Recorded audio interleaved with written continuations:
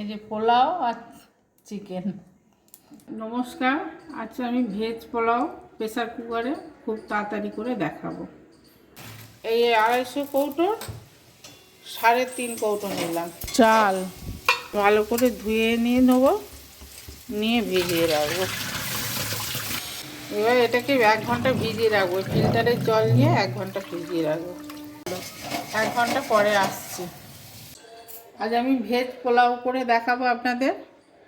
প্রথমে চালটাকে তো 1 ঘন্টা ধুয়ে রেখেছিলাম, তারপর জল ঝেড়ে নিয়েছি, এই ছাঁকনিতে জালিতে জল ঝেড়ে রেখে দিয়েছি। এবার ঘি তো অবশ্যই লাগবে। এবার সবজির মধ্যে বিম কড়াই, কপি, ফুলকপি, গাজর, ক্যাপসিকাম, কাজু, কিশমিশ, কাঁচা লঙ্কা, ধনেপাতা কুচানো, মটরশুঁটি, আর এদিকে এলাচ, লবঙ্গ, ডালচিনি 5টা করে নিয়েছি, গোটা জিরে কিছু, আর শুকনো লঙ্কা আর তেজপাতা নিয়েছি।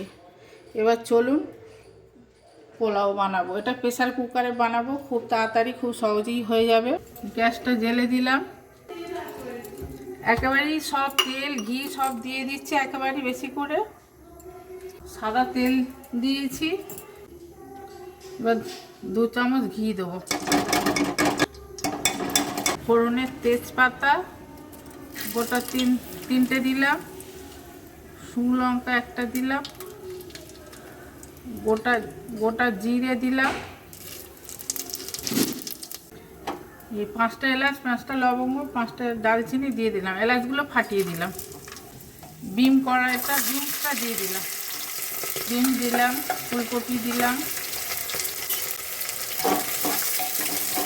এক এক করে সব দিতে থাকবো। ফুলকপি, বিম তার গাজরটা আগে ভেজে নিচ্ছি, তারপর একটু পরে ক্যাপসিকাম দেবো, কাজু, কিশমিশ, কাঁচা লঙ্কা একটু পরে দেবো, কাঁচা লঙ্কা, তারপরে মটরশুঁটি সব একটু পরে দেবো।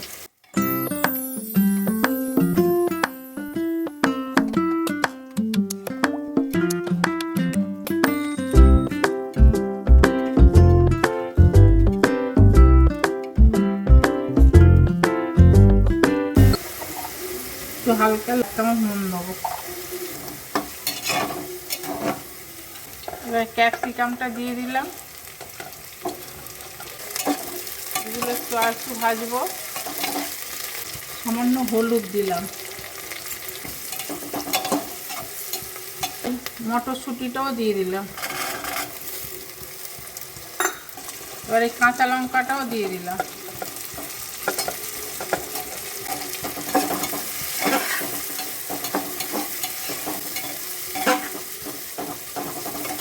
এবার কাজু, কিশমিশ এটাও দিয়ে দিলাম, ধনেপাতাটা লাস্টে দেবো, আর 1/2 চামচ লবণ দিলাম। ভালো করে ভাজবো।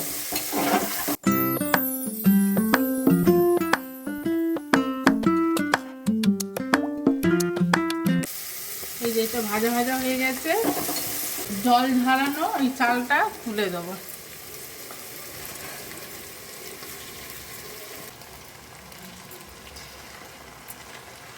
এবার নাড়তে থাকবো।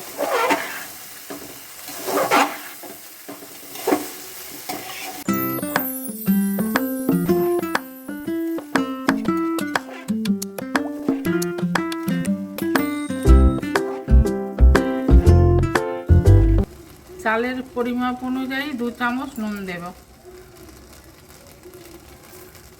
1.5 চামচের মতন চিনি দেবো।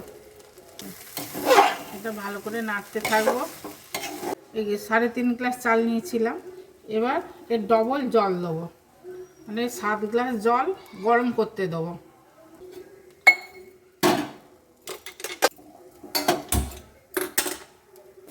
ভাজা হয়ে গেছে চালটা, এবার আমি গরম জল হচ্ছে, গরম জলটা দেবো।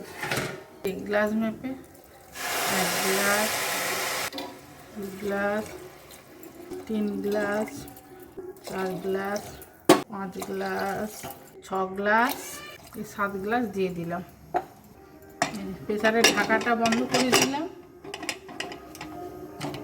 একটা সিটি মারলে বন্ধ করে দেবো।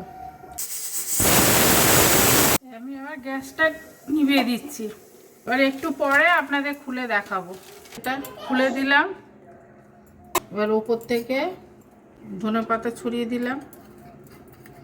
হয়ে গেছে। এবার একটা গামলায় আমি ঢেলে নেব, কেননা গামলায় ঢেলে নিলে এটা ঝরঝরে থাকবে, প্রেসারে আরও হয়ে যাবে, গলে যাবে। এই যে পোলাও আর চিকেন, ভেজ পোলাও বানালাম। কেমন লাগলো আপনারা বলবেন। খুব সহজেই হয়ে গেল প্রেসার কুকারে। এইভাবে বানাবেন, দেখবেন কোনো অসুবিধা হবে না। ভালো লাগলে শেয়ার করবেন, লাইক করবেন। নমস্কার।